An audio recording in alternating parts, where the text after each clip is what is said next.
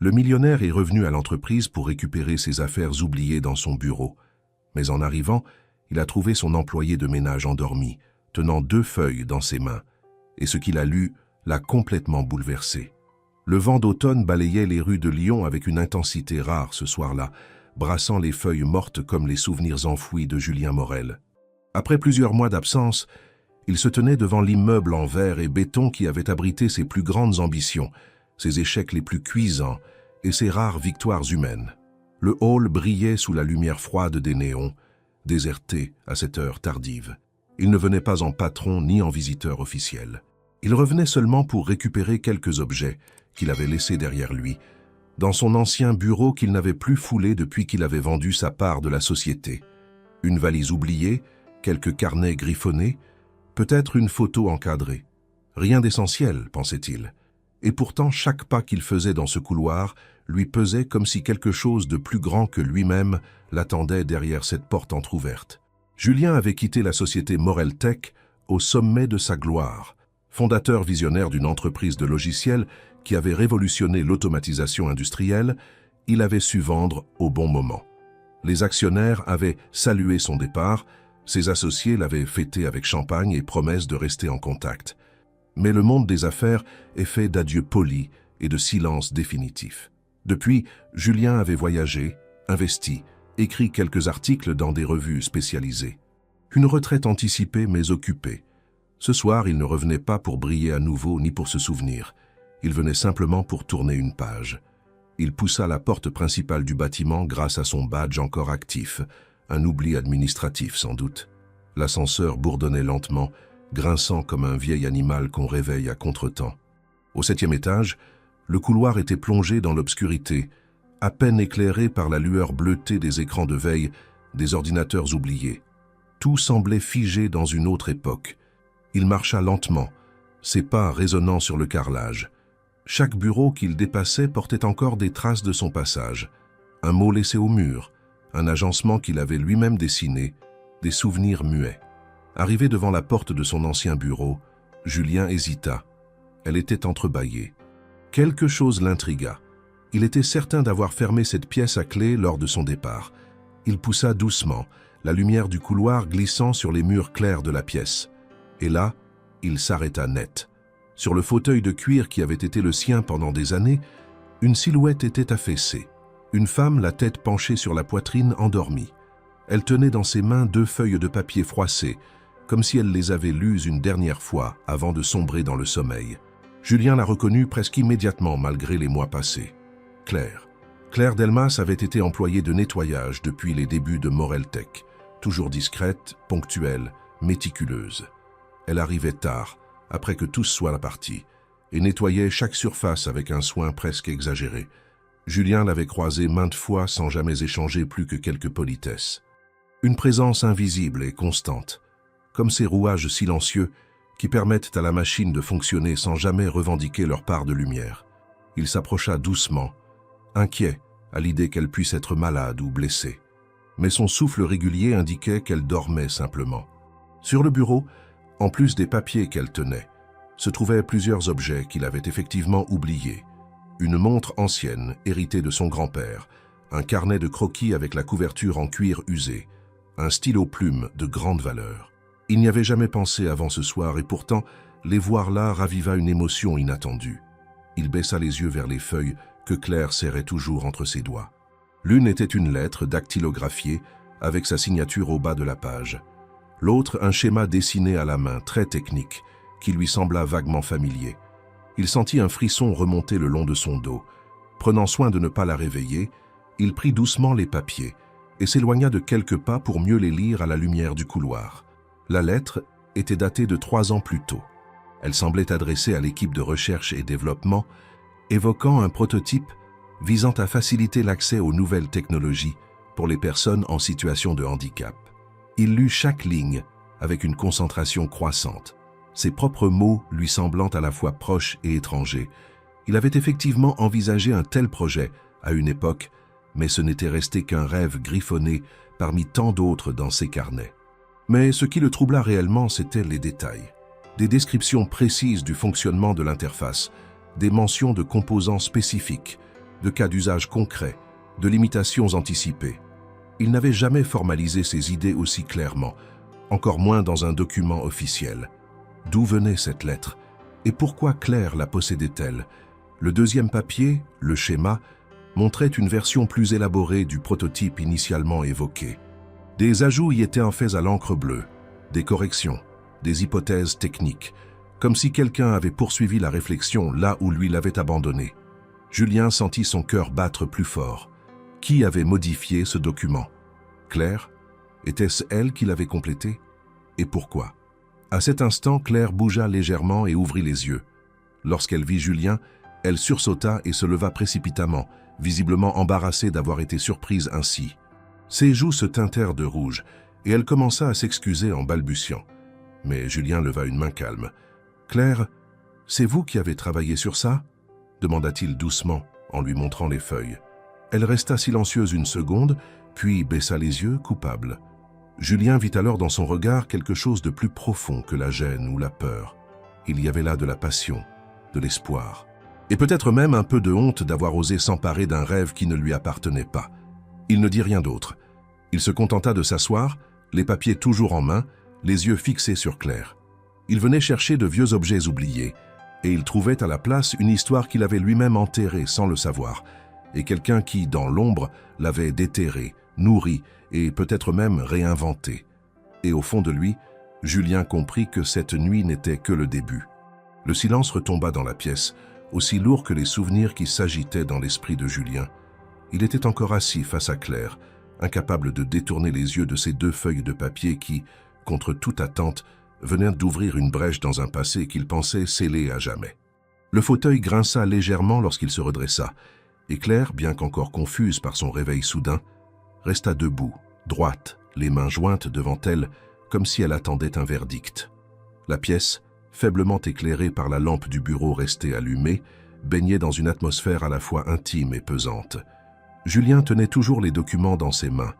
Il les relut, mot à mot, sans chercher à cacher sa surprise. Chaque ligne de la lettre révélait une précision troublante, comme si elle avait été écrite avec une lucidité qu'il ne se souvenait pas d'avoir eue à l'époque. Il connaissait sa propre écriture, son style, sa façon de structurer les idées. Cette lettre portait bien sa signature, une signature ancienne, reconnaissable entre mille, mais certains termes, certaines formulations, semblaient étrangers à sa mémoire. Claire s'éclaircit la gorge. Sa voix, lorsqu'elle parla, était basse, presque un murmure, comme si elle redoutait de briser l'équilibre fragile de cet instant suspendu. « Je suis désolé, Julien. Je ne voulais pas. Je ne pensais pas que vous reviendriez ici ce soir. » Julien leva les yeux vers elle, la scrutant avec une intensité calme, sans agressivité, mais avec cette curiosité glacée qu'il réservait d'ordinaire aux situations d'analyse complexe. « Vous n'avez rien fait de mal.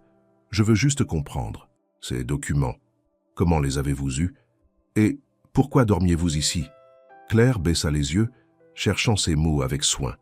Elle s'approcha du bureau, posa ses mains sur le dossier de la chaise pour y puiser un peu de stabilité.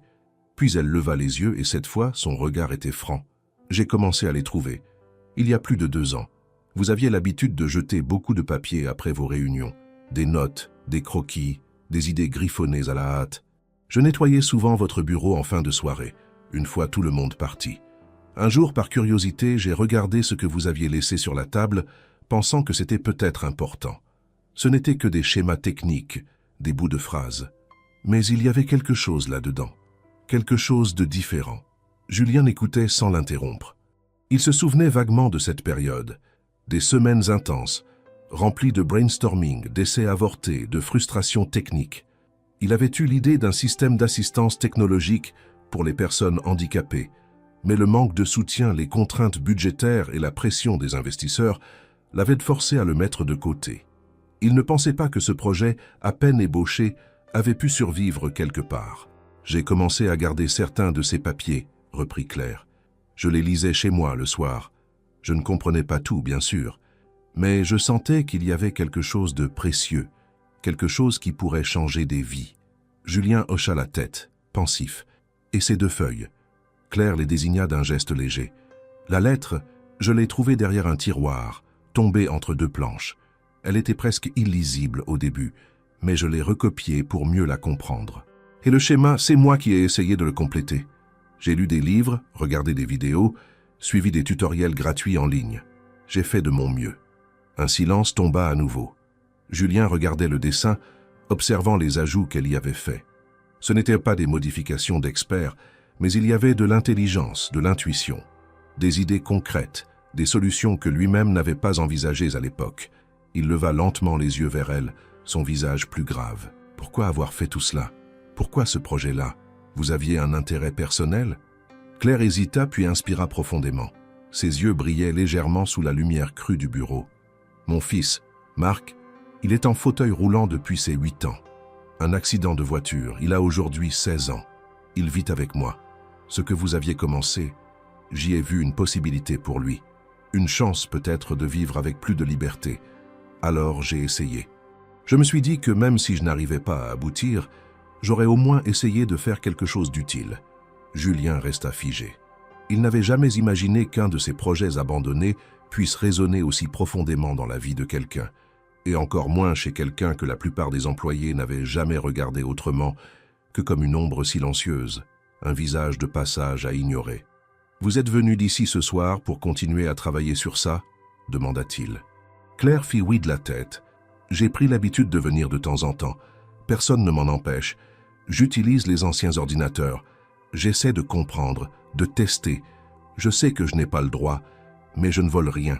Je cherche juste une réponse, un espoir. » Julien passa une main sur son visage. Il était à la fois bouleversé, impressionné et troublé. Cette femme que presque personne ne connaissait vraiment avait découvert, interprété et prolongé un de ses travaux les plus personnels, et cela sans jamais rien demander, sans chercher la reconnaissance. Elle avait agi dans l'ombre, portée uniquement par l'amour d'une mère et la conviction intime qu'une idée, aussi oubliée soit-elle, pouvait changer le destin d'un enfant. « Vous avez gardé d'autres documents, d'autres notes que j'aurais jetées ?» Claire acquiesça. « Chez moi, j'ai tout un classeur. J'ai essayé d'organiser les choses, de faire des liens. Je sais que je ne suis pas ingénieur, mais je sens que je suis proche de quelque chose. » Julien se leva. Il fit quelques pas dans la pièce, pensif. Puis il se retourna vers elle. « Ce que vous avez fait, c'est remarquable. Et ce que vous tenez entre vos mains, c'est bien plus qu'un simple prototype. C'est une idée qui mérite d'exister. Et je crois que je suis prêt à l'écouter à nouveau. » Claire le regarda sans comprendre tout de suite. Mais dans ses yeux, une étincelle naquit.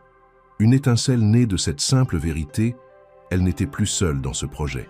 Ce qu'elle avait gardé, étudié, tenté d'améliorer, n'était plus un rêve isolé. Et peut-être que ce soir, tout allait commencer à changer. Julien s'était installé à nouveau sur le vieux fauteuil de cuir, tenant la lettre entre ses mains, comme s'il tenait un fragment de lui-même qu'il croyait perdu. Il la relut pour la 3e fois, lentement, tentant de replacer chaque mot, chaque tournure, chaque intention dans le contexte de sa mémoire. Mais rien n'émergeait avec netteté. C'était sa signature, c'était bien son style, la syntaxe, le ton. Pourtant, une distance étrange persistait entre le document et sa propre conscience. Il connaissait la sensation d'avoir oublié quelque chose, un mot de passe, une conversation, une idée abandonnée à la va-vite. Mais cela, c'était autre chose. C'était comme découvrir une page d'un journal intime qu'il n'avait jamais écrit, mais qui racontait pourtant son histoire. Claire restait debout près de la bibliothèque, ses mains croisées, en attente, n'osant pas briser le silence qui s'était installé.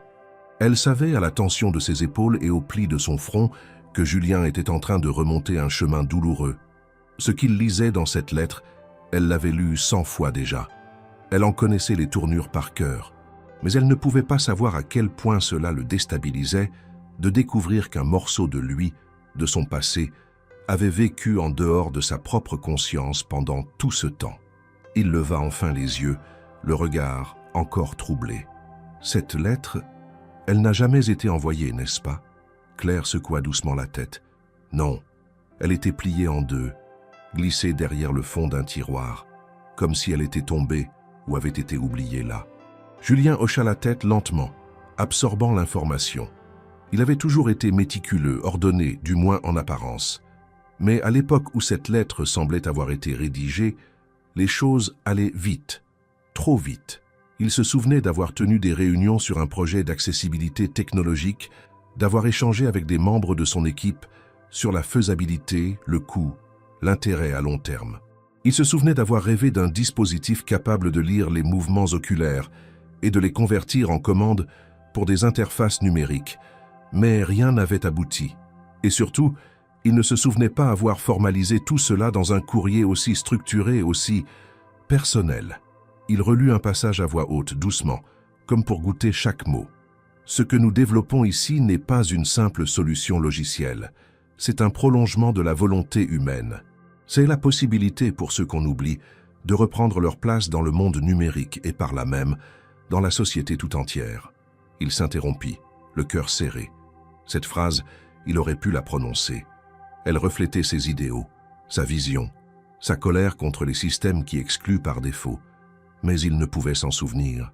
Ce projet, commença-t-il, plus pour lui-même que pour Claire. Il m'obsédait.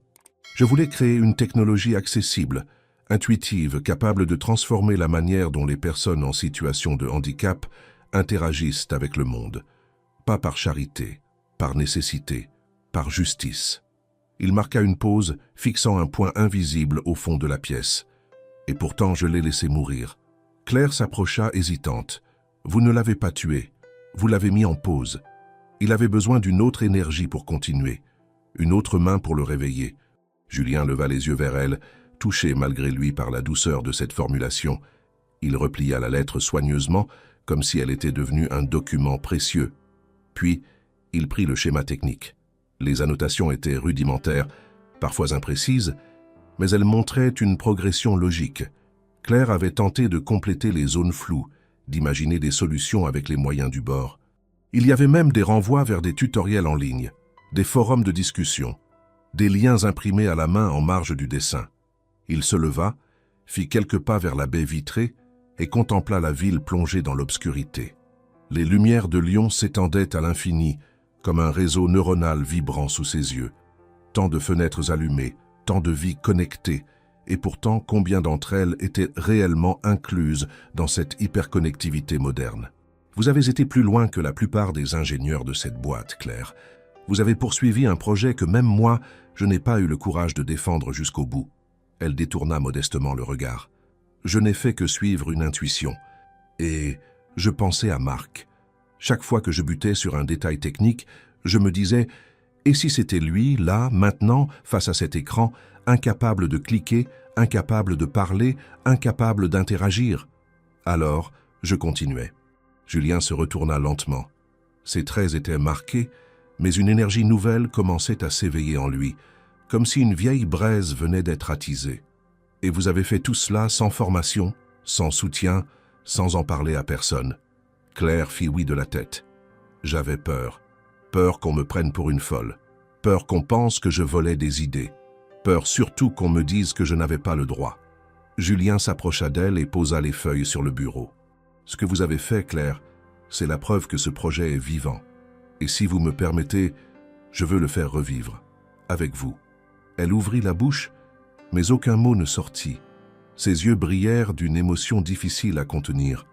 Elle n'aurait jamais imaginé, en ramassant ces feuilles froissées sur un bureau déserté, que l'homme qui les avait écrites viendrait un jour les relire à ses côtés, et encore moins qu'il lui proposerait de les réécrire ensemble. Julien prit une profonde inspiration. Mais avant tout, je dois savoir si ce document a une valeur juridique. S'il s'agit bien d'un brouillon oublié, il peut nous appartenir. Sinon, je vais devoir me battre. Et vous allez devoir décider si vous êtes prête à continuer ce chemin avec moi. Claire n'hésita pas. Je suis prête. Et dans cette pièce qui n'était plus tout à fait la sienne, Julien comprit que son retour n'était pas un hasard. Ce n'était pas une simple quête d'objets oubliés. C'était une rencontre retardée par le temps, un projet sauvé par l'obstination silencieuse d'une mère, et peut-être le début d'une nouvelle mission. La lumière du bureau projetait une lueur chaude sur les visages de Claire et Julien, contrastant avec la froideur métallique de la nuit qui embrassait Lyon à travers les grandes vitres. Ils étaient toujours là, dans ce silence complice qui suit les révélations importantes, quand les mots deviennent superflus, remplacés par la densité d'un moment qui ne demande plus à être expliqué. Pourtant, Julien avait besoin de comprendre davantage. Ce qu'il venait de découvrir allait bien au-delà d'un simple projet oublié ou même d'un prototype mal classé. Il y avait derrière ces documents une histoire bien plus intime, plus enracinée, qui liait cette femme discrète à une idée qu'il croyait morte. Il ne pouvait avancer sans éclaircir le cœur de cette connexion. Julien invita Claire à s'asseoir. Elle hésita un instant, puis s'installa en face de lui, les mains toujours posées sur ses genoux, comme si elle portait encore le poids de devoir se justifier. Mais cette fois, son regard n'avait plus rien d'évasif ou de craintif. Il était ancré, solide, porté par quelque chose de profondément personnel. Julien croisa les bras, se penchant légèrement vers elle. « Claire, ce projet, je comprends qu'il vous a touché. Je vois ce que vous avez entrepris pour le garder en vie. Mais j'ai besoin que vous me racontiez tout. Comment est-ce que vous avez compris ce dont il s'agissait? Comment avez-vous appris à décoder ces schémas? Et surtout, pourquoi vous ?» Claire le fixa, longuement. Elle prit une profonde inspiration, puis commença à parler d'une voix claire, presque posée, comme si elle avait attendu ce moment toute sa vie. « La première fois que j'ai vu vos croquis, c'était un soir où vous aviez laissé votre carnet ouvert sur le bureau. Vous étiez parti précipitamment. Il y avait là des schémas, des annotations, des idées un peu folles sur une interface à commande oculaire. Je ne comprenais pas tout, évidemment, mais je reconnaissais certains termes. J'ai toujours été curieuse, vous savez. Même avant de travailler ici, je m'intéressais à la technologie. Je lisais des articles, je suivais des blogs, mais tout cela restait loin de moi, inatteignable. Et puis, elle marqua une pause, baissant légèrement les yeux avant de reprendre. Marc, mon fils, est devenu paraplégique quand il avait 8 ans. C'était un accident idiot, un chauffard distrait sur une route départementale. En une seconde, tout a basculé. L'école, les amis, notre quotidien. Je suis devenu tout pour lui. Sa mère, sa soignante, son interprète, ses bras. Et lui, si vivant, si bavard, s'est enfermé dans un silence de colère. Ce n'était pas seulement la douleur physique, c'était la frustration de dépendre des autres pour les choses les plus simples. Julien l'écoutait sans bouger, comme figé dans l'espace. Chaque mot de Claire portait un poids émotionnel qui rendait tangible ce lien entre son projet et la vie de cette femme. Ce n'était plus une coïncidence. C'était une collision de destin. Quand j'ai vu vos idées, continua-t-elle, j'ai immédiatement pensé à Marc. Je me suis dit que si cette technologie pouvait exister, elle changerait tout. Alors j'ai commencé à récupérer les papiers que vous jetiez. J'en faisais des copies, je les classais, je les étudiais la nuit, pendant que Marc dormait. Au début, c'était un casse-tête. Les termes techniques, les symboles, les concepts abstraits. Mais j'ai persévéré. J'ai cherché des explications en ligne. J'ai lu des manuels de base. J'ai même suivi des vidéos de vulgarisation. Je voulais comprendre. Non pas pour moi, pour lui. Julien sentit une tension monter en lui. Une sorte de culpabilité sourde. Il s'était éloigné de ses rêves pour des raisons rationnelles. Pression des investisseurs, choix stratégiques, priorité de croissance. Sans jamais se demander qui aurait pu bénéficier de ses idées. Et là, devant lui, une femme sans formation technique avait combattu l'incompréhension, la solitude et la peur, uniquement guidée par l'amour de son fils. « Vous avez compris ce que même certains de mes ingénieurs n'avaient pas vu », murmura Julien. Claire haussa légèrement les épaules. « Je n'ai pas tout compris. Je tâtonnais, mais je connaissais le besoin. Et ça, je crois que c'est plus puissant que la compétence. Je savais ce que je voulais atteindre, même si je ne savais pas comment y arriver. » Julien prit le schéma qu'elle avait annoté. Il le regarda avec un œil neuf. Ce n'était plus seulement un croquis mal dessiné sur du papier brouillon. C'était la trace d'un effort démesuré, la manifestation d'un espoir obstiné. Il reconnut certaines de ses idées d'origine, mais ce qui l'impressionna le plus, ce furent les ajouts, des propositions concrètes, des éléments de simplification, une tentative de modélisation de l'interface avec un utilisateur type, en l'occurrence son fils. « Marc sait ce que vous faites ?» demanda Julien. Claire acquiesça. « Je lui ai montré certaines choses. Il m'encourage, mais il reste méfiant. Il a été déçu trop souvent. Des promesses de progrès, des appareils coûteux qui ne fonctionnaient pas vraiment. Alors il garde ses distances. Mais il me regarde. Il espère, je le vois. Il espère que cette fois, ce sera différent. » Julien se leva et commença à faire les 100 pas. Il sentait en lui une agitation qu'il n'avait pas connue depuis des années. L'idée que ce projet puisse être relancé avec une dimension humaine si forte, avec une raison d'exister au-delà du profit, résonnait avec une puissance nouvelle. « Ce que vous me dites, Claire, change tout. Ce n'est plus un simple projet technique. C'est un enjeu de dignité, de justice. Et vous m'avez prouvé qu'il n'a jamais été aussi vivant qu'aujourd'hui. Il faut qu'on le reprenne. Ensemble. Mais pas ici. Pas dans cette entreprise qui l'a rejeté une fois. » Claire releva la tête. « Vous croyez que c'est possible ?» Julien répondit sans hésiter. « Non seulement c'est possible, c'est nécessaire. » Et dans cette pièce aux murs chargés de souvenirs, dans ce bureau où des idées avaient été tuées avant même d'avoir une chance, venait de naître une alliance inattendue. L'entrepreneur et la femme de ménage, le créateur et la mère, unis par un même rêve, qu'aucun d'eux ne pouvait plus abandonner désormais. Le silence était revenu dans le bureau, un silence chargé, dense, presque sacré. Julien observait Claire, désormais installée plus confortablement, comme si le poids de ses aveux précédents avait desserré quelque chose en elle. Elle semblait moins sur la défensive, mais il restait dans ses gestes une forme de réserve, comme si elle n'osait pas encore croire qu'on la prenait enfin au sérieux. Julien, lui, était resté debout, adossé à l'un des meubles bas, les bras croisés, le regard fixé sur un point flou du mur. Il sentait en lui une tension nouvelle, pas désagréable, mais exigeante.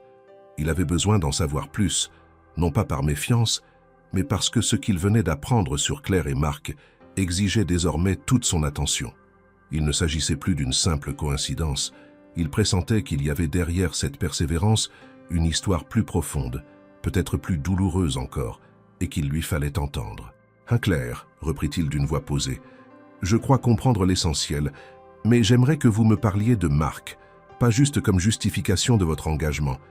J'aimerais le comprendre lui, ce qu'il vit, ce qu'il espère, parce que je sens que tout, dans ce que vous avez entrepris, part de lui. » Claire acquiesça lentement, les yeux fixés sur ses mains croisées. Marc est un garçon extrêmement intelligent, trop parfois. Il comprend tout, il ressent tout, même quand il ne dit rien. Après l'accident, il a beaucoup changé, pas seulement physiquement, il s'est refermé sur lui-même. Il a rejeté l'aide, la pitié, les regards. Il disait toujours qu'il ne voulait pas être le gamin en fauteuil. Il voulait qu'on le voie autrement. Mais le monde ne le voyait plus que comme ça. Elle inspira profondément le regard dans le vide, rassemblant ses pensées. Pendant des années, j'ai tout fait pour l'aider à retrouver une forme d'autonomie. Des kinésithérapeutes, des spécialistes, des ergothérapeutes, des dizaines d'aides techniques, mais rien ne semblait suffisant. Soit c'était trop compliqué, soit trop cher, soit inefficace. Il y avait toujours un obstacle, toujours une limite.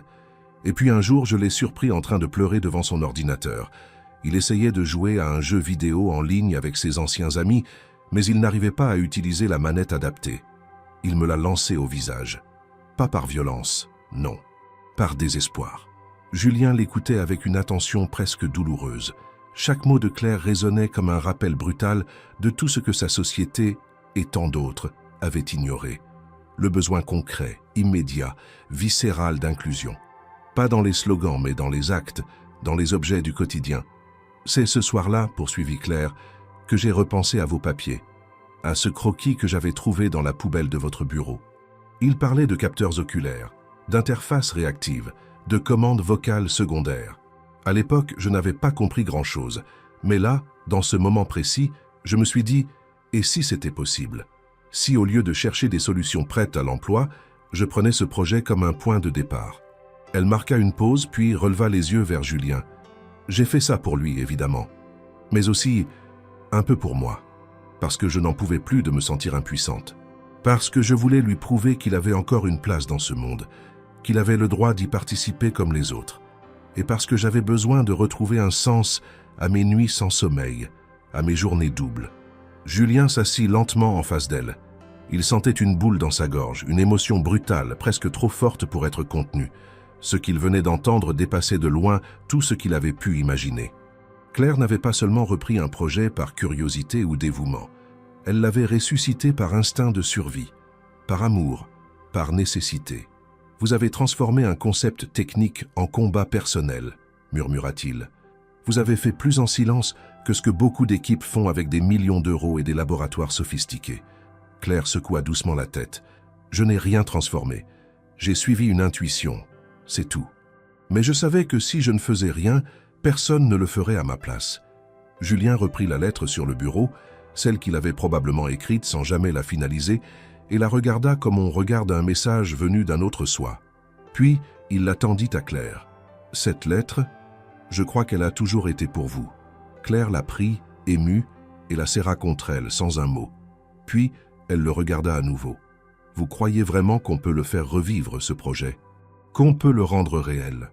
Julien se leva, son regard soudain durci par la détermination. « Ce n'est pas une question de croire, c'est une question d'agir. Et à partir de maintenant, Claire, on agit ensemble. On ne demande plus la permission. On ne cherche plus l'approbation des autres. On avance. » Elle se leva aussi, droite, presque plus grande qu'avant, portée par cette nouvelle promesse. « Alors, je suis avec vous, jusqu'au bout. » Et dans cette pièce oubliée, au milieu des souvenirs d'une entreprise qui avait tourné le dos à ses rêves les plus audacieux, deux volontés venaient de se lier. Non plus dans l'ombre, mais à découvert. Claire ne portait plus seulement les espoirs d'une mère. Elle incarnait désormais l'esprit d'un projet qui avait trouvé sa cause. Le lendemain matin, la lumière froide de l'aube baignait la ville de Lyon d'un éclat métallique. Julien Morel, pourtant habitué à un certain calme matinal depuis sa sortie du monde des affaires, marchait d'un pas pressé dans les couloirs d'un cabinet d'avocats niché au cœur du quartier d'affaires de la Part-Dieu. Il n'avait pas dormi. Trop de pensées, trop de souvenirs revenus à la surface. Et surtout, une urgence nouvelle, comprendre ce qu'il restait juridiquement de son ancien projet, et s'il pouvait le reprendre sans être entravé par les accords de cession signés au moment de sa sortie de Morel Tech. Installé dans une salle de réunion minimaliste, Julien fit glisser un dossier sur la table, face à son ancien avocat, maître Valéry Ricard, un homme méthodique qui connaissait chaque ligne de leur collaboration passée. Le document contenait les premières traces du projet de technologie assistive, les copies de la lettre retrouvée, le schéma annoté par Claire et un résumé rédigé par Julien dans la nuit, structurant l'objectif du dispositif et ses applications possibles. Valéry parcourut les feuilles avec une attention méticuleuse, fronçant les sourcils à mesure qu'il avançait. « Tu m'avais bien parlé de cette idée à l'époque, » dit-il en relevant la tête, « mais je ne me souviens pas que ça ait dépassé le stade de l'esquisse. » Julien hocha la tête. « C'est vrai, on avait commencé à en discuter. J'avais même rédigé des notes plus formelles, peut-être une lettre d'intention, mais rien n'a été développé en produit ou enregistré en brevet. Puis la pression des investisseurs est montée, on m'a poussé à recentrer l'entreprise sur les produits à rentabilité rapide. Tu sais comment c'était. » Valéry soupira. « Oui, et au moment de la vente, tu te souviens de la clause sur la propriété intellectuelle. » Julien sentit une crispation lui traverser l'échine. « Je m'en souviens vaguement. Elle disait que tout ce qui était en cours de développement ou susceptible d'être exploité commercialement était transféré à l'acheteur. C'est bien ça ?» L'avocat acquiesça. « Exactement. Et c'est là que ça coince. Si ce projet a été répertorié dans un document officiel, même interne, comme faisant partie de l'activité potentielle de Morel Tech, il est juridiquement leur propriété, même s'ils l'ont archivé. » Julien serra les dents. Il sentait la colère monter, non pas contre Valéry, mais contre lui-même. Il se rappelait maintenant la réunion de clôture, les piles de documents, les annexes qu'il avait signées trop vite, pensant que ce projet, abandonné depuis longtemps, n'avait aucune importance dans la transaction. Il n'avait pas anticipé que, des années plus tard, il deviendrait le cœur d'une cause qui dépassait l'enjeu technologique. Et si je veux le relancer, je ne peux pas le faire sous mon nom, pas sans l'accord écrit de la société actuelle. Et tu sais très bien comment fonctionne ce genre d'entreprise. Ils ne verront pas ça comme un hommage ou un acte humanitaire. Ils verront un potentiel commercial qu'ils n'ont pas su exploiter et que tu pourrais leur voler. Julien se leva et fit les 100 pas dans la pièce. C'est absurde. Ils l'ont enterré. Il n'existe même plus dans leur catalogue. Aucun plan, aucun brevet, rien. Et maintenant, ils vont s'y accrocher, juste parce que je veux lui redonner vie. Valéry haussa les épaules. C'est le droit, Julien. Et les contrats que tu as signés ne laissent pas beaucoup de marge. À moins que tu retrouves une clause d'exclusion ou une trace écrite prouvant que ce projet n'était pas inclus dans la vente, tu risques de t'embarquer dans un combat juridique long et coûteux. Julien quitta le cabinet en fin de matinée, plus déterminé que jamais, mais conscient de la montagne qui s'élevait devant lui. Lorsqu'il retrouva Claire dans un petit café près des quais du Rhône, il portait sur le visage la fatigue de celui qui vient de frapper à une porte verrouillée. « Alors » demanda-t-elle aussitôt, inquiète. Il s'assit en face d'elle et posa son téléphone sur la table. Ce projet, juridiquement, appartient toujours à Moreltech, même s'ils ne l'utilisent pas, même s'ils l'ont oublié. Il est à eux, sur le papier. Claire baissa les yeux. Cela veut dire qu'on ne peut rien faire? Cela veut dire que si on veut le relancer, il va falloir trouver une faille, un détail, quelque chose qui nous permette de le détacher de leurs mains. Ou alors, leur demander l'autorisation. Elle releva lentement la tête, son regard plus résolu qu'il ne l'avait jamais vu. « Tu penses qu'ils accepteraient » Julien eut un rire amer. « Pas sans condition, et sûrement pas sans vouloir en tirer un bénéfice. Ils savent qui je suis, ce que je peux créer, ce que ça peut valoir. Ils ne lâcheront pas ça par altruisme. » Claire fixa la tasse devant elle. « Alors il faut se battre, tu l'as dit hier soir. On ne demande plus la permission. » Julien hocha la tête, admiratif devant sa détermination. « Oui, mais il faut être intelligent. Commencer à créer en parallèle. Construire une version nouvelle, différente, qui s'inspire du projet initial sans en reproduire les éléments protégés. Si on arrive à prouver qu'il s'agit d'une innovation indépendante, alors là, ils ne pourront plus nous arrêter. » Claire sourit faiblement. « Tu sais que ça va être long ? » ?»« Oui, mais on a déjà quelque chose que personne d'autre n'a, une motivation que le profit ne pourra jamais égaler. » Dans les jours qui suivirent, Julien se plongea dans ses anciens carnets, ses archives numériques, cherchant une trace, un indice, un paragraphe oublié, qui prouverait que le projet n'avait pas été inclus dans les documents officiels de la vente. Il appela d'anciens collaborateurs, relut des centaines de pages de courriels archivés, retourna même dans les disques durs des anciens serveurs qu'il avait récupérés en souvenir. Rien ne semblait indiquer que le projet ait été explicitement exclu du transfert. Pire, certaines notes indiquaient que le concept avait été brièvement mentionné dans une réunion de direction, ce qui suffirait à Moreltech pour en revendiquer la paternité. Claire, de son côté, suivait discrètement des cours en ligne plus avancés. Julien avait insisté pour qu'elle ait un ordinateur performant, des logiciels adaptés et l'accès à des plateformes professionnelles. Elle se formait en modélisation, en conception d'interfaces, en électronique de base. Chaque soir, ils se retrouvaient pour faire le point, partager leurs avancées, corriger ensemble les schémas. Leur collaboration s'était transformée en binôme solide, chacun apportant une force unique, complémentaire. Mais un matin, alors que Julien arrivait au café habituel, Claire l'attendait déjà, le visage fermé. « J'ai reçu un appel. Quelqu'un de Moreltech, un ancien collègue de ménage. Il m'a dit que mon nom circulait dans les couloirs. Ils savent que je travaille avec toi. Et ils commencent à poser des questions. » Julien sentit son cœur se crisper. Il comprenait ce que cela signifiait. La discrétion n'allait plus suffire. Et la tempête, cette fois, était imminente. Le ciel au-dessus de Lyon avait pris une teinte d'acier et les premières gouttes d'une pluie fine commençaient à mouiller les vitres du petit café où Julien et Claire se retrouvaient désormais presque chaque jour. L'atmosphère semblait suspendue, comme si l'univers lui-même retenait son souffle. Julien fixait la table, silencieux, digestant la nouvelle.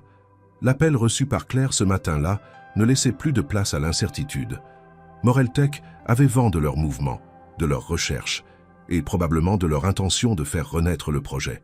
Cela ne relevait plus de la supposition, mais d'un fait tangible. Il n'était plus possible de reculer. Les regards étaient désormais tournés vers eux. Et Julien savait mieux que personne que dans le monde des affaires, ce genre de pression s'accompagnait rarement de gestes bienveillants. Il releva lentement la tête. Son visage, loin de refléter la panique, exprimait une concentration féroce, presque une forme de détermination viscérale. Le genre de regard qu'on ne lui avait pas vu depuis des années, celui d'un homme qui a décidé d'agir, malgré les risques, malgré les obstacles, parce que l'inertie n'est plus une option. Claire, assise en face de lui, attendait sa réaction, le dos droit, la mâchoire tendue.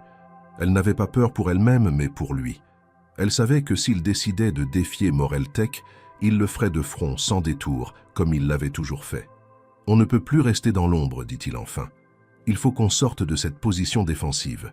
Ils savent qu'on travaille sur quelque chose, alors autant leur montrer qu'on n'a rien à cacher. » Claire fronça les sourcils. « Tu veux dire leur en parler directement ? » ?»« Non, pas encore. Mais on va poser les bases d'un projet indépendant. On va créer une entité légale, une structure à part entière. Je vais mobiliser des contacts, faire appel à d'anciens partenaires de confiance. Ce qu'on construit ensemble mérite d'exister par lui-même. Et s'ils veulent nous attaquer, alors qu'ils le fassent devant la loi, pas en coulisses. Il se leva d'un bond, l'énergie revenue dans ses gestes.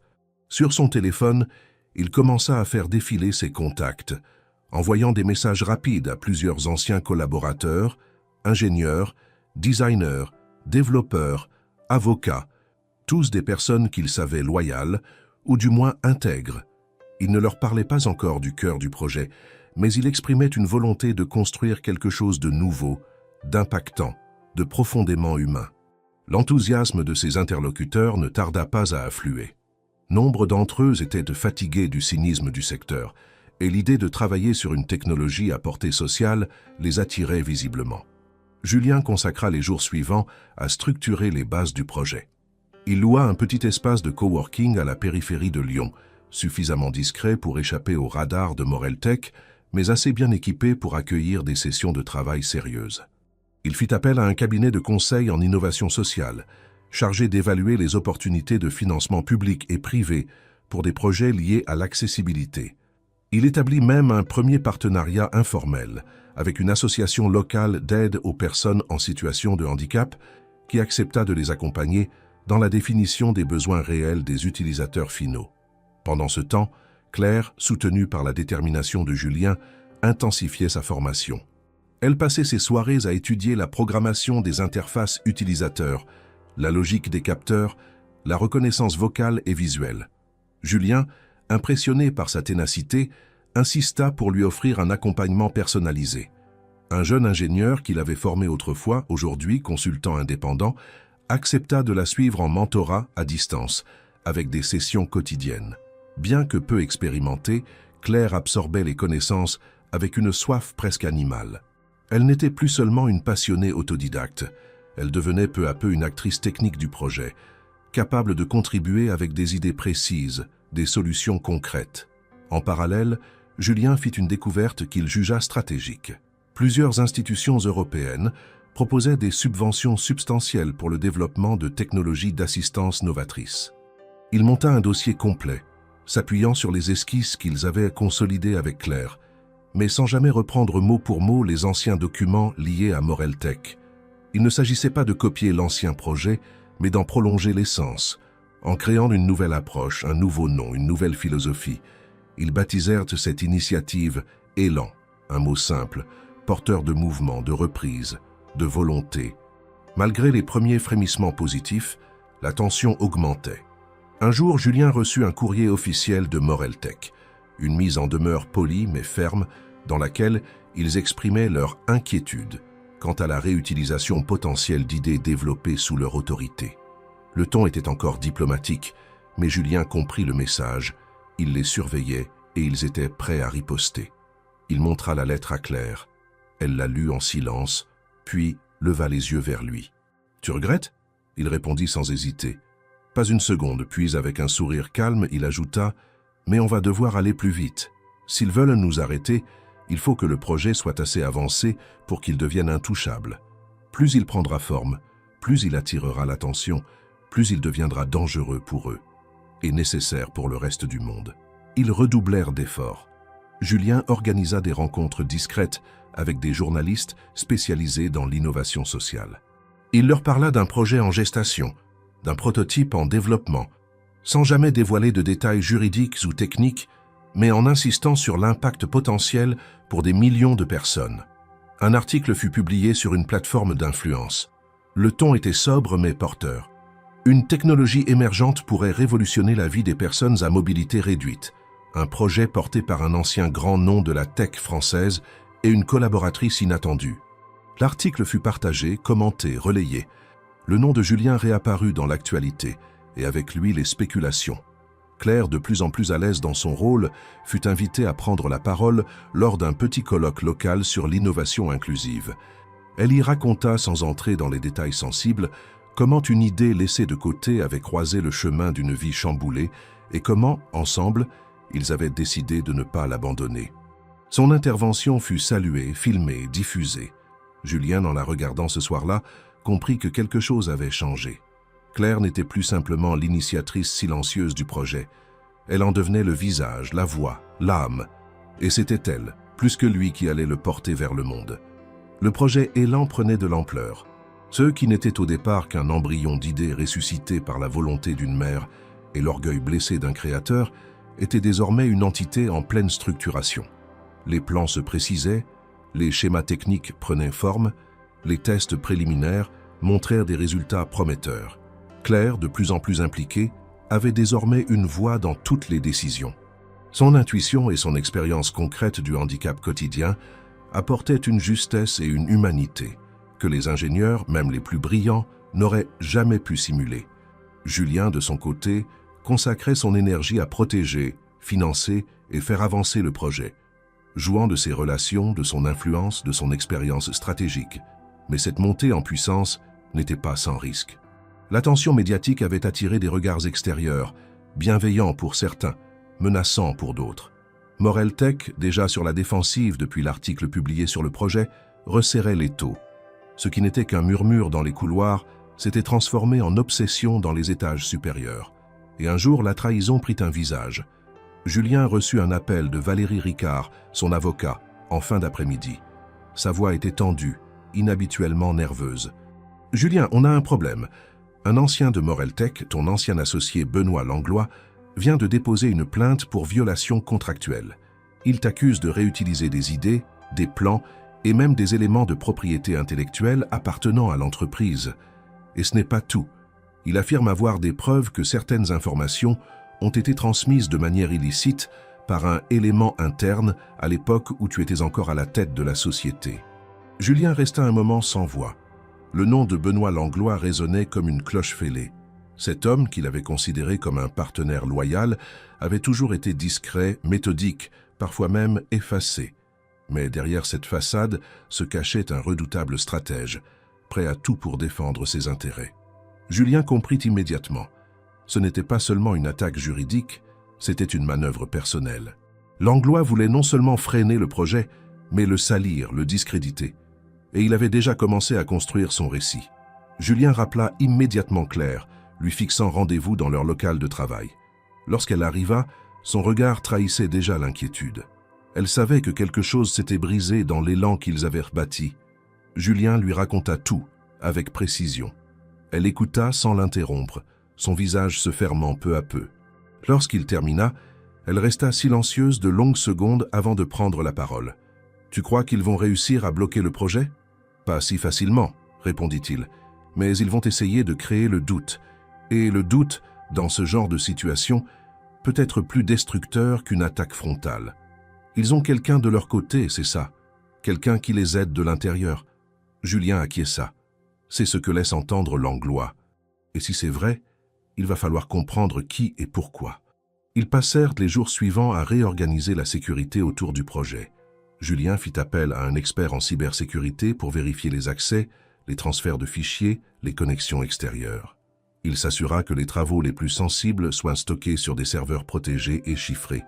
Il réduisit le cercle de collaborateurs autorisés à consulter les documents clés. Mais malgré toutes ces précautions, la méfiance s'était installée. Chaque nom, chaque visage, chaque message était désormais passé au crible. Pendant ce temps, la plainte déposée par Langlois faisait son chemin. Un communiqué officiel de Moreltech, publié en fin de semaine, annonçait leur intention de protéger leurs actifs intellectuels face à des initiatives concurrentes illicites, sans jamais citer Julien ni Élan, mais en laissant entendre que d'anciens employés pourraient être poursuivis pour usage non autorisé de concepts développés en interne. Le message était clair. Toute personne s'approchant du projet serait potentiellement ciblée. Claire, jusque-là résolue, commença à douter. Elle le montra peu, mais Julien le perçut rapidement. Elle était plus silencieuse, plus tendue, hésitante dans ses interventions. Un soir, alors qu'il travaillait tard sur une nouvelle version du prototype, elle s'arrêta net, le regard dans le vide. « Julien, et si je les ralentissais? Si c'était moi qu'ils voulaient atteindre? Mon nom a été cité dans plusieurs articles. J'ai pris la parole en public. Je n'ai aucune protection légale. Peut-être qu'il vaudrait mieux que je m'éloigne un temps. » Julien posa doucement sa main sur la sienne. « Claire, écoute-moi bien. Sans toi, ce projet n'existerait même pas. Tu ne ralentis rien. Tu es le cœur de tout ça. Et c'est précisément pour ça qu'ils essaient de t'intimider. Ils veulent que tu aies peur, que tu te retires, que tu doutes. Mais si tu fais ça, ils gagnent. Et si je te mets en danger? Tu ne me mets pas en danger. Ce n'est pas toi, Claire, c'est eux. Et s'ils veulent nous détruire, il faudra qu'ils viennent jusqu'au bout. Mais moi, je ne reculerai pas. Elle le regarda longuement, puis hocha la tête. Alors je reste, jusqu'au bout comme je l'ai dit. Mais cette nuit-là, lorsqu'elle rentra chez elle, elle retrouva une enveloppe glissée sous sa porte, anonyme, sans signature. À l'intérieur, une photocopie de la plainte, une capture d'écran d'un échange de mails où son nom était cité, et une note manuscrite, brève. « Il est encore temps de te retirer. Protège ton fils. » Claire sentit le sang quitter son visage. Pour la première fois depuis le début, la peur prit une forme tangible, pas pour elle, mais pour Marc. Le lendemain matin, l'air avait une lourdeur étrange. Claire n'avait presque pas dormi. L'enveloppe anonyme reposait toujours sur la table de la cuisine, ouverte, ses contenus étalés comme les preuves d'un crime silencieux. Elle avait lu et relu la note manuscrite, la menace à peine voilée qui la hantait depuis la veille. Le message était clair, cruel dans sa concision. Si elle ne se retirait pas, son fils pourrait en subir les conséquences. Ce n'était pas une mise en garde juridique, mais une tentative d'intimidation pure, personnelle. Cela avait brisé quelque chose en elle. Pas la volonté, mais une part de l'illusion de sécurité qu'elle croyait encore possible. Ce combat, qu'elle menait pour Marc, menaçait désormais directement son fils. Elle le savait désormais sans doute possible. Julien arriva au local de travail 1 heure plus tard, les traits tirés mais les yeux animés par une énergie neuve. Il tenait à la main une chemise cartonnée, vieillie, épaisse, remplie de documents. Lorsqu'il vit le visage fermé de Claire, il comprit aussitôt que quelque chose n'allait pas. Elle lui tendit l'enveloppe sans un mot. Il la parcourut rapidement, son expression se durcissant à mesure qu'il lisait. « Ils ont franchi une ligne », murmura-t-il. Claire hocha la tête sans répondre. Elle n'était pas en colère. Elle était fatiguée, épuisée par le combat inégal, par la brutalité froide d'un système prêt à tout pour conserver ce qu'il considérait comme son dû. « Tu veux qu'on arrête ?» demanda Julien plus doucement. Elle releva lentement les yeux vers lui et malgré la peur, malgré le doute, il y vit une lueur intacte. « Je veux qu'on gagne. » Julien posa alors la chemise sur la table. « Alors écoute ça. Cette nuit, j'ai retrouvé des archives dans une vieille malle à la cave de mon ancienne maison. Des papiers que j'avais rangés il y a des années, juste après la vente de mes parts de Moreltec. J'ai trouvé un document que je croyais perdu, ou peut-être que je l'avais oublié volontairement. C'est une version non signée du contrat de cession, mais annotée de ma main, avec les observations faites par mon avocat de l'époque. Et là, sur une page en particulier, il y a quelque chose d'important. » Il ouvrit le dossier, chercha quelques secondes, puis posa devant Claire une page sur laquelle on pouvait lire, souligné à l'encre rouge, « Exclusion formelle de tout projet non breveté ou non en cours d'industrialisation effective au moment de la signature. » Julien tapota la phrase du doigt. « Tu vois ça? C'est une clause proposée, jamais formalisée dans le contrat final. Mais si on peut prouver qu'elle a été acceptée tacitement, ou même mentionnée dans un échange de mails, on peut faire valoir que notre projet, à l'époque, n'était ni breveté, ni en cours de développement industriel. Il était en réflexion à l'état de concept. Et donc, juridiquement, il pourrait ne pas faire partie du transfert. » Claire le regarda. « Interdite. Mais ce n'est qu'un brouillon, non? » « Oui, mais ce brouillon est annoté de ma main, et il contient une piste. S'il existe un mail où l'on discute de cette clause, ou une note interne de mon avocat confirmant qu'elle avait été acceptée verbalement, alors on a un levier. Et mieux encore, j'ai retrouvé dans mes anciens mails archivés un échange entre moi et Langlois, 3 jours avant la signature. Il écrivait ceci. « Concernant les projets non formalisés, nous considérons qu'ils ne font pas partie des actifs transférés. Il ne s'en est sûrement jamais rendu compte, ou il l'a oublié. Mais maintenant, ce message peut changer toute la donne. » Claire sentit son cœur s'accélérer. Pour la première fois depuis des jours, une faille apparaissait dans l'armure juridique de Moreltec, une véritable brèche. Julien poursuivit. « Je vais transmettre tout ça à Valérie, il pourra construire un dossier solide. Ce n'est pas une garantie absolue, mais c'est suffisant pour remettre en cause leurs prétentions de propriété exclusive sur le projet. Et surtout, ça permettrait de faire suspendre la procédure en attendant que le litige soit tranché. » Claire prit la page, la relut attentivement comme si elle avait peur que les mots s'effacent. Puis elle leva les yeux. « Tu crois qu'ils vont reculer? Julien sourit froidement. Non. Mais ils vont devoir passer à l'offensive dans un terrain beaucoup plus risqué pour eux. Un tribunal, un lieu où l'intimidation ne suffit plus. Et là, ils n'auront plus le contrôle total. La nouvelle se propagea rapidement au sein de leur petite équipe. L'espoir renaissait, non pas comme une simple émotion, mais comme une stratégie tangible. Julien confia la sécurisation des documents à un notaire de confiance, fit certifier les anciens mails, les annotations, les dates. Il construisit un argumentaire juridique cohérent, étayé par des éléments matériels et par le témoignage de plusieurs anciens collaborateurs qui pouvaient confirmer que le projet n'avait jamais été mis en production. Parmi eux, une ingénieure senior, aujourd'hui retraitée, accepta même de signer une attestation indiquant que le dispositif en question n'avait jamais dépassé le stade de la conceptualisation. Mais Julien savait que cela ne suffirait pas. Il fallait aussi préparer l'opinion. Il contacta un journaliste d'investigation qu'il connaissait depuis longtemps, un homme droit, rigoureux et surtout indépendant. Il lui raconta tout. Le projet, son abandon, la résurrection initiée par Claire, les menaces, la plainte et désormais la possible preuve que Moreltec n'en était pas le légitime propriétaire. Le journaliste, après plusieurs jours de vérification, accepta de publier un article complet, argumenté, documenté. Il n'y avait pas de sensationnalisme, seulement des faits. L'article parut un vendredi matin. Il fit l'effet d'une onde de choc. Les réactions furent immédiates. Sur les réseaux sociaux, dans les sphères spécialisées en innovation technologique, dans les milieux associatifs, les questions se multiplièrent. Pourquoi une entreprise refuserait-elle de laisser revivre un projet bénéfique? Que cachait-elle? Qui était cette femme qui s'était battue dans l'ombre, seule, pour faire avancer une idée? Et pourquoi avait-elle été menacée? Ce même jour, Julien reçut une convocation officielle. Une audience préliminaire serait organisée dans les 15 jours afin de déterminer si le projet pouvait être considéré comme une propriété litigieuse ou non. C'était un premier pas, mais un pas décisif. Le soir, alors qu'ils se retrouvaient dans leur local habituel, Claire semblait à la fois soulagée et nerveuse. « On entre dans une zone de turbulence, dit-elle. Il va falloir tenir. » Julien acquiesça. « On tiendra. Et cette fois, ils devront écouter ce qu'on a à dire. Pas parce qu'on crie plus fort, mais parce qu'on est enfin entendu. » Le jour de l'audience arriva sous une pluie battante. Lyon, couverte d'un manteau gris, semblait retenir son souffle. Julien et Claire se présentèrent au tribunal accompagnés de Valérie Ricard, dont la démarche calme et assurée contrastait avec la tension ambiante. Devant le bâtiment, quelques journalistes attendaient, notes et micros en main. Depuis la parution de l'article d'investigation, l'affaire avait pris une ampleur inattendue. Ce n'était plus seulement une querelle juridique, elle cristallisait désormais des questions de fond sur la propriété intellectuelle, l'éthique technologique et les droits des petits créateurs face aux mastodontes de l'industrie. Dans la salle d'audience, l'atmosphère était solennelle.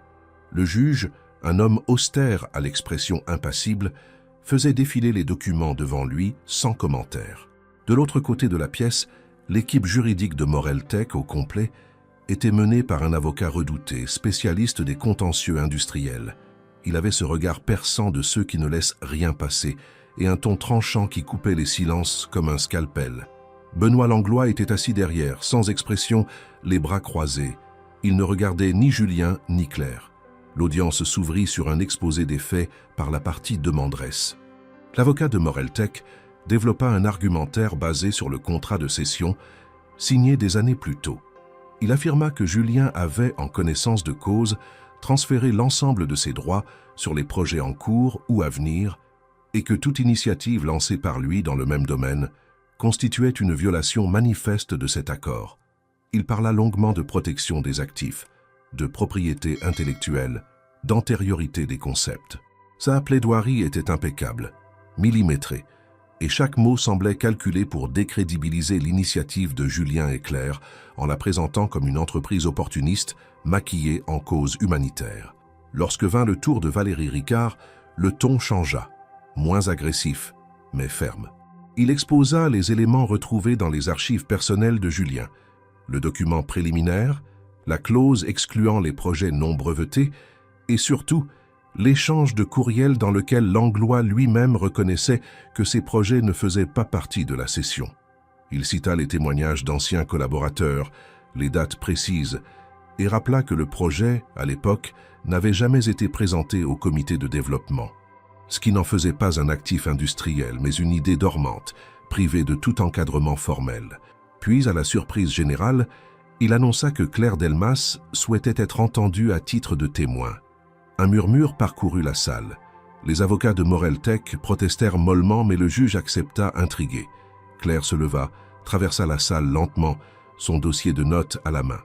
Lorsqu'elle s'installa à la barre, il y eut un bref silence. Tous les regards convergèrent vers elle. « Madame Delmas, vous pouvez vous exprimer librement », dit le juge d'un ton neutre. Claire hocha la tête. Elle parlait d'une voix calme, posée, mais chaque mot portait une charge émotionnelle authentique. « Je ne suis ni ingénieure ni avocate. Je suis femme de ménage. Pendant des années, j'ai nettoyé des bureaux, ramassé des papiers, croisé des gens qui ne me regardaient pas. Mais un jour, j'ai trouvé un document abandonné, un croquis, une idée. Et cette idée m'a parlé parce qu'elle correspondait exactement à ce dont mon fils avait besoin. Elle raconta tout, sa découverte, ses nuits passées à étudier, ses tentatives de compréhension, ses erreurs, ses progrès. Elle ne minimisa rien. Elle expliqua comment Julien était revenu par hasard, comment leur échange avait tout relancé. Elle parla du projet Élan, de ce qu'ils avaient reconstruit sans copier, sans voler, simplement en croyant que cette idée ne méritait pas l'oubli. « Ce que nous faisons, dit-elle, ce n'est pas une copie d'un ancien plan. C'est une réponse vivante à un besoin réel. C'est une technologie née du silence, du vide, de ce que les grandes entreprises comme Moreltec considèrent comme négligeable. Mais pour nous, c'est vital. Et pour mon fils, cela signifie la possibilité de redevenir acteur de sa propre vie. » Sa voix trembla légèrement, mais elle continua, droite, le regard fixé sur le juge. « Si défendre mon enfant et les autres comme lui, c'est une faute, alors je suis coupable. Mais ce que nous avons construit, nous l'avons fait avec honnêteté, avec respect. Et je crois profondément que les idées n'appartiennent pas à ceux qui les abandonnent, mais à ceux qui les font vivre. » Il n'y eut pas de réaction immédiate.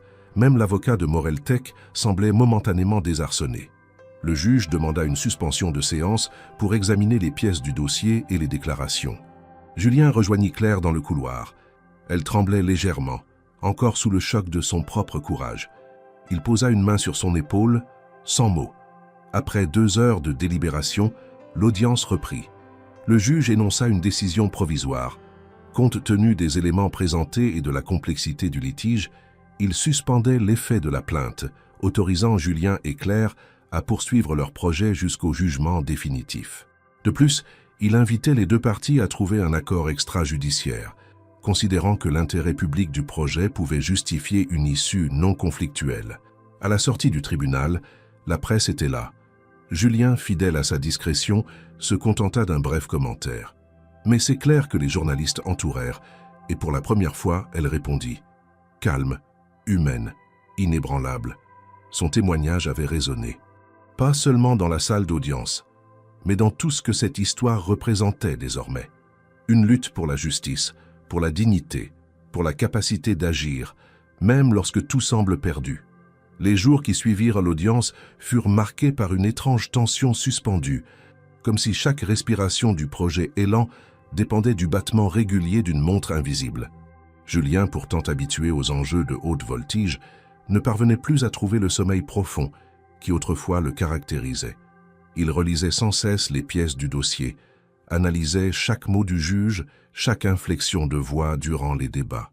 De son côté, Claire, plus discrète, retrouvait peu à peu une forme de paix intérieure, convaincue que son témoignage avait touché là où les argumentaires techniques échouaient parfois, dans la chair, dans le vécu, dans l'humain.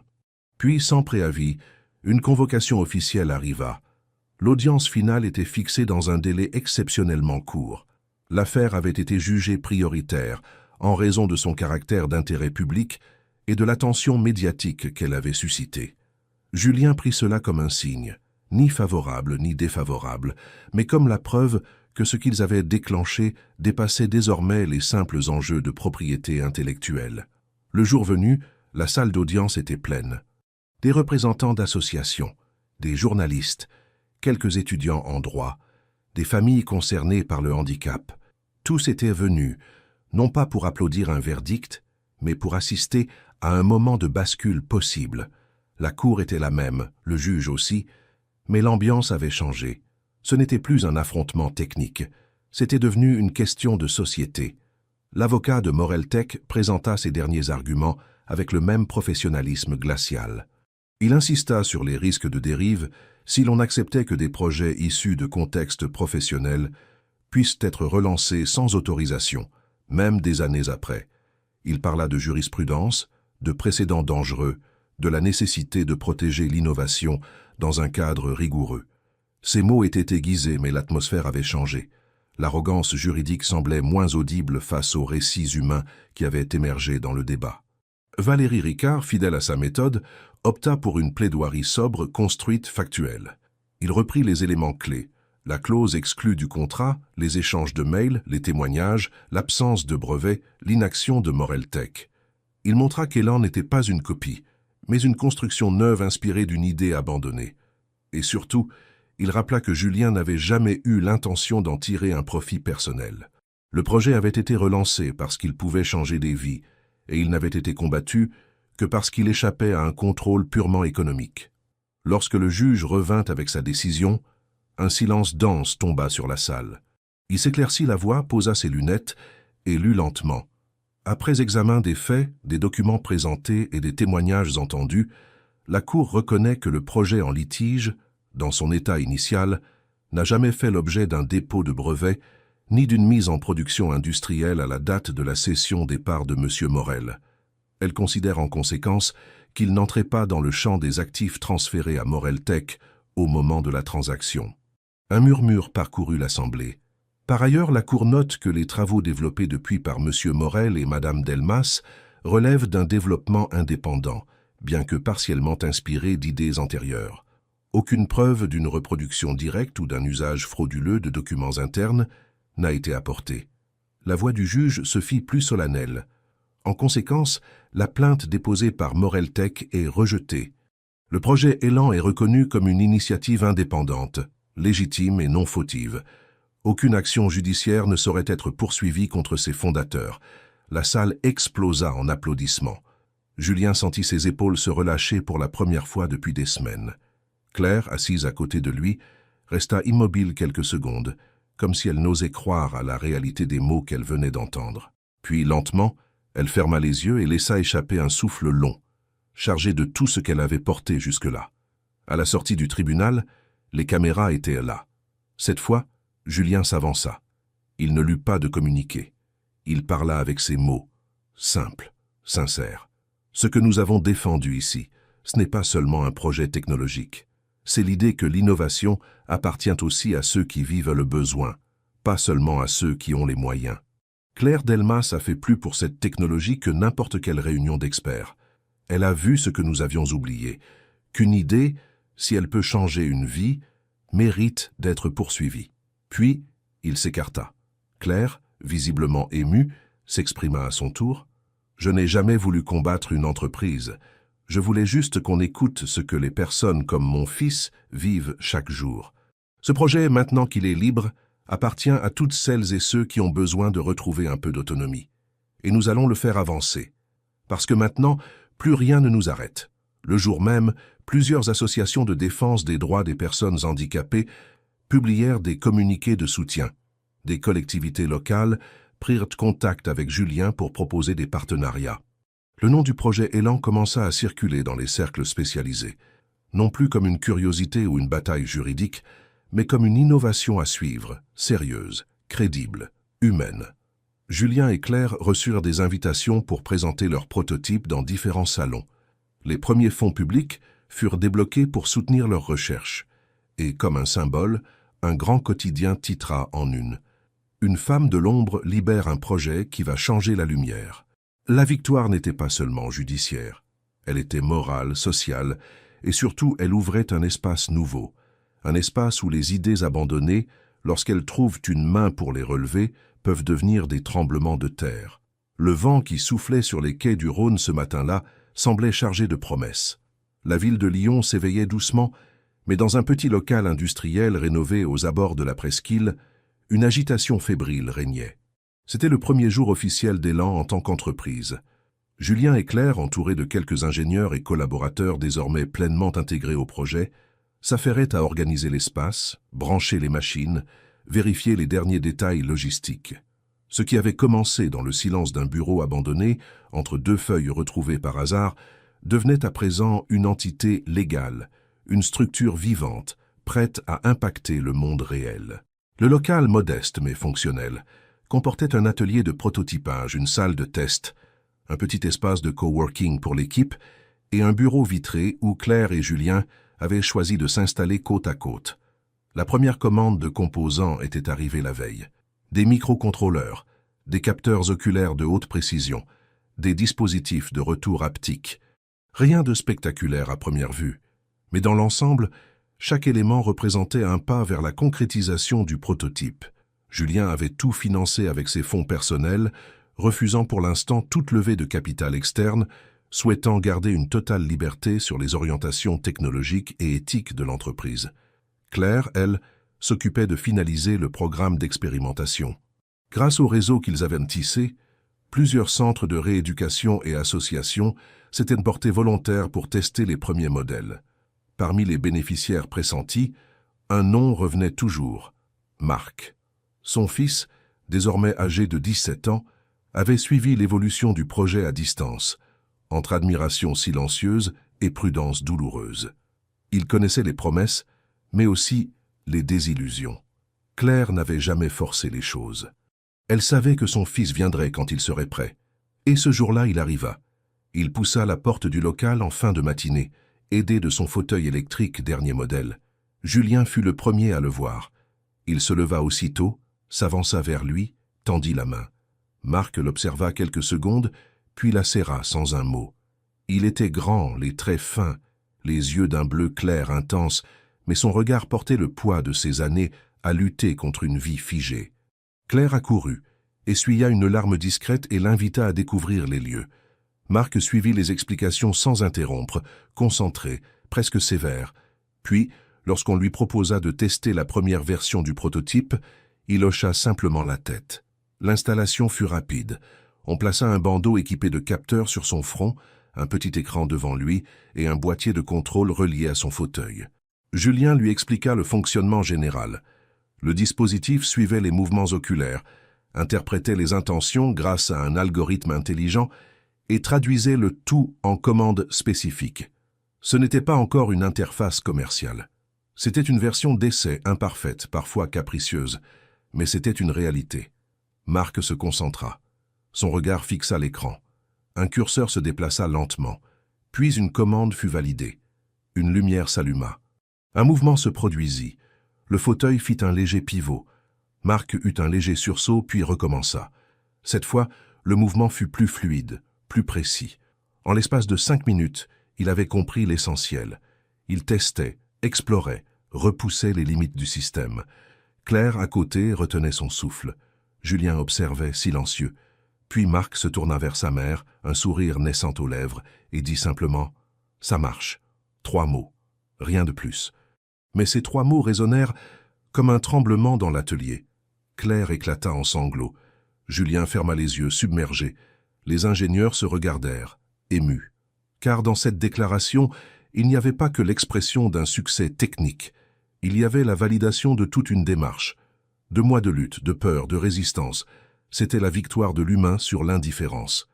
Dans les jours qui suivirent, Marc devint le premier testeur officiel du dispositif.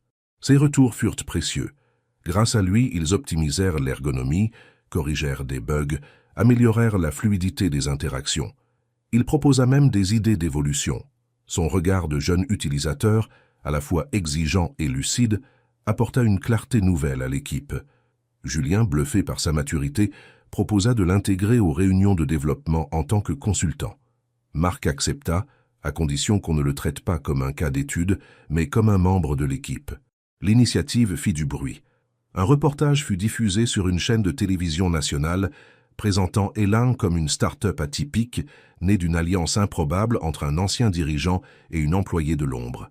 Claire, invitée sur le plateau, raconta à nouveau son parcours, mais cette fois, elle fut introduite non plus comme la femme de ménage devenue cofondatrice, mais comme Claire Delmas, entrepreneuse, conceptrice d'une technologie inclusive. Ce changement de ton n'était pas anodin. Il reflétait une transformation plus profonde, le regard que la société commençait à porter sur les parcours non conventionnels, sur les innovations nées hors des laboratoires, dans le silence des marges. Julien, de son côté, resta discret dans les médias. Il préférait agir, bâtir. Il préparait déjà la version 2 du dispositif, pensait à une déclinaison pour les enfants atteints de troubles moteurs, envisageait une plateforme d'open source pour permettre à d'autres développeurs d'enrichir le projet. Il savait que la bataille était loin d'être terminée. Les grands groupes observaient, parfois curieux, parfois menaçants. Mais ils n'avaient plus peur, car désormais, ils n'étaient plus deux à porter élan. Ils étaient une équipe, une famille de pensée, unie par un objectif clair, rendre possible l'impossible.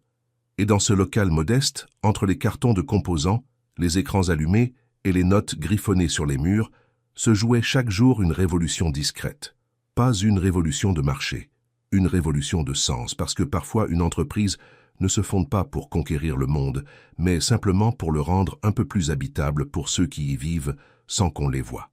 Un an après l'ouverture officielle d'Élan, les choses n'étaient plus tout à fait les mêmes. Ce qui au départ n'était qu'un projet sauvé des oubliettes, né dans l'intimité silencieuse d'un bureau abandonné, avait désormais pris la forme d'une entreprise reconnue, respectée, et surtout profondément humaine. Le prototype initial, après des mois d'amélioration, de tests et de retours utilisateurs, était devenu un dispositif complet, accessible, fiable, baptisé officiellement Elan One. Sa promesse restait simple: redonner de l'autonomie à ceux que les systèmes traditionnels avaient laissés de côté. Le dispositif permettait, grâce à une combinaison de capteurs oculaires, de reconnaissance faciale et d'intelligence contextuelle, de piloter un fauteuil roulant, un ordinateur, ou même certains éléments domotiques par le seul regard ou de micro-mouvements de la tête. Plusieurs institutions publiques et privées, impressionnées par la robustesse et la simplicité du système, avaient signé des conventions pour équiper des centres de rééducation, des établissements scolaires spécialisés et même des foyers individuels. Le ministère de la Santé, après une longue période d'évaluation, venait tout juste d'annoncer l'inclusion d'Elan One dans le registre des dispositifs médicaux remboursables. Marc, désormais jeune adulte, était devenu l'ambassadeur naturel du projet. Non seulement parce qu'il en avait été le premier utilisateur, mais parce qu'il avait compris, plus que quiconque, la portée de cette technologie. Il intervenait régulièrement dans des conférences, des salons, des webinaires, toujours avec une sobriété qui trahissait une maturité peu commune. Il refusait de se présenter comme un symbole ou un miracle. Il se définissait comme un usager exigeant, rappelant à chacun que la vraie innovation ne réside pas dans l'ingéniosité technique, mais dans l'impact réel sur la vie des gens. Claire, quant à elle, avait finalisé sa formation en ingénierie appliquée. L'Université de Lyon, touchée par son parcours hors norme, lui avait offert un accompagnement personnalisé pour valider ses acquis et formaliser ses compétences. Elle était désormais reconnue comme conceptrice en ergonomie et design inclusif. Elle avait supervisé l'intégration des retours utilisateurs dans toutes les phases du développement et dirigeait à présent une petite équipe de recherche interne, composée en partie de personnes issues de milieux atypiques, comme elle. Des profils écartés du système classique, mais porteurs de visions singulières, d'idées fraîches, de réalités souvent ignorées. Julien, lui, avait retrouvé quelque chose qu'il n'avait jamais vraiment connu dans ses années de succès, un sentiment de légitimité intérieure. Ce projet, plus que tous les autres, avait donné un sens concret à sa vie. Il n'était plus simplement le brillant entrepreneur qui avait su vendre au bon moment. Il était devenu un bâtisseur silencieux d'impact. Il refusait désormais les interviews centrées sur lui-même, préférant mettre en lumière le travail de son équipe, les témoignages d'utilisateurs, les avancées concrètes. Sa réussite n'était plus comptable. Elle était mesurée en sourires, en gestes rendus possibles, en vies débloquées. Élan avait essaimé. Et des antennes locales s'étaient ouvertes dans d'autres régions françaises, chacune avec une autonomie de développement, mais reliée à une même charte éthique, proximité avec les usagers, co-conception systématique, transparence sur les choix technologiques. Le modèle séduisait. À l'étranger, des partenariats se nouaient. En Belgique, au Canada, au Maroc, au Vietnam, des équipes reprenaient le dispositif pour l'adapter à leur contexte. Chaque adaptation était partagée, enrichissant la base commune. L'entreprise grandissait mais sans jamais céder à la tentation de l'hypercroissance. Julien répétait souvent que l'objectif n'était pas de conquérir des parts de marché, mais de conquérir des parts d'oubli. Un jour, Marc revint dans le bâtiment de l'ancienne Morel Tech, désormais réaffecté à une pépinière d'entreprise sociale. Par curiosité, il demanda à visiter l'étage où sa mère avait trouvé les 2 feuilles à l'origine de tout. Il entra seul dans le couloir, poussa la porte de l'ancien bureau de Julien, redevenu depuis une salle de réunion impersonnelle. Il resta là quelques minutes, observant la pièce vide, puis avant de partir, il sortit un feutre noir de sa poche et écrivit sur un coin du mur, à hauteur de fauteuil, « Tout commence quelque part, même ici ». Quelques semaines plus tard, Claire y repassa par hasard. Elle vit l'inscription, la reconnut aussitôt et ne dit rien. Elle s'assit sur la chaise près du mur, ferma les yeux et se rappela, non pas la peur, ni les nuits d'études, ni les menaces, mais ce premier moment où elle avait osé croire qu'elle avait le droit d'y croire. Elle resta longtemps ainsi, puis se leva et, en quittant la pièce, laissa la porte entr'ouverte, comme elle l'était ce soir-là. Julien, quant à lui, gravit régulièrement les marches de son propre passé. Il retournait parfois dans les archives de sa jeunesse, relisait ses anciens carnets. Un jour, il tomba sur une note griffonnée à la hâte qu'il avait écrite bien avant la création de Morel Tech. Elle disait « Un projet n'a de valeur que s'il touche quelqu'un qui n'a rien demandé ». Il sourit. Sans le savoir, il avait écrit l'épitaphe de son ancienne vie et l'éveil de la nouvelle. La boucle semblait bouclée, mais elle ne l'était pas. Elan continuait de croître, de s'adapter, de surprendre. L'entreprise lançait désormais des formations destinées aux aidants familiaux, proposait des modules éducatifs dans les écoles, accompagnait des projets d'inclusion dans des zones rurales isolées. Le cœur battait toujours, alimenté par ce lien unique entre une idée et un besoin, entre un geste et une vie. Et si Julien revenait parfois seul, dans ce même bureau d'où tout avait commencé, c'était non pas pour se souvenir, mais pour mesurer le chemin parcouru. Il s'asseyait dans l'ancien fauteuil, regardait la ville à travers la vitre et pensait à Claire, à Marc, à tous ceux qu'il ne connaissait pas encore mais qui, grâce à ce projet, retrouveraient bientôt un peu de pouvoir sur leur quotidien. Ce n'était pas une fin, c'était une continuité. Une preuve que parfois les plus grandes transformations ne naissent pas dans le bruit des grandes décisions, mais dans le silence d'un geste oublié, dans les mains d'une femme invisible, dans le regard d'un enfant qui refuse de renoncer. Et dans ce bureau, désert mais vibrant d'histoire, Julien souriait, car il savait qu'il était revenu là, non par hasard, mais par nécessité, par destin, par justice.